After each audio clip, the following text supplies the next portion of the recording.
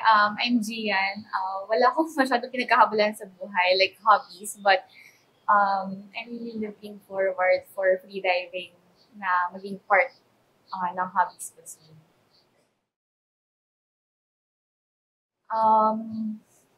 To be honest, kasi niyaya ako for this activity, and nung nakita ko yung CO2, nakita ko na sobrang interesting niya, and it's really something na gusto kong itry.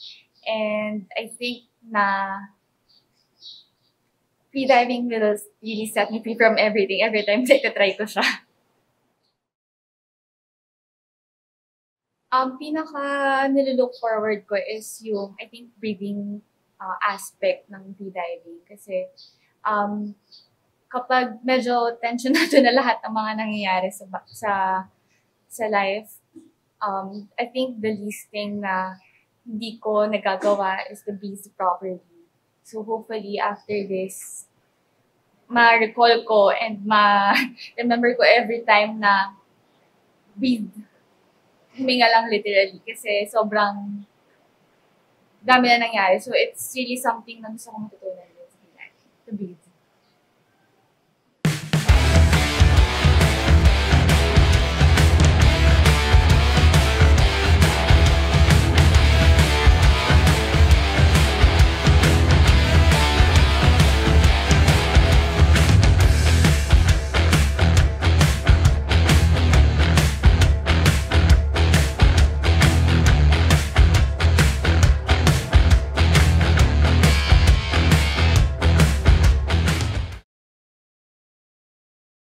Um, 10 out of 10 will recommend. And hopefully when I come back, hindi lang si Bless or like just one person ang kasama ko. Hopefully the whole friendship na namin kasama ko dito. And next time, and sa pagbalik ko, I hope na mas mag-enjoy ako kasi hindi lang outlet yung pinunta ko but also to enjoy and experience freediving talaga. Yeah.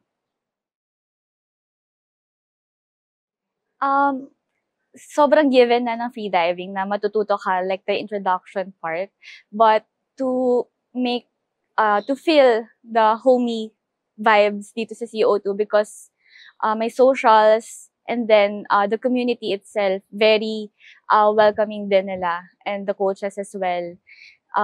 It makes me feel hindi ako pupunta sa outside my comfort zone, if I could say, but definitely very memorable na itong experience na to. That's why I really come back.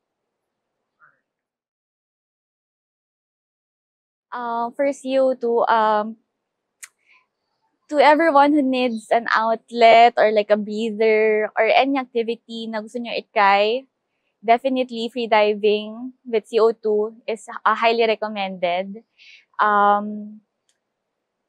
The coaches are very accommodating and they really know kung ano yung needs ng kada student. And if I could just say na more than the physical na matututunan mo yung freediving, they really know kung paano nila kayo tutulungan when it comes to your emotional, psychological, if I could say then. That's why highly recommended yung CO2.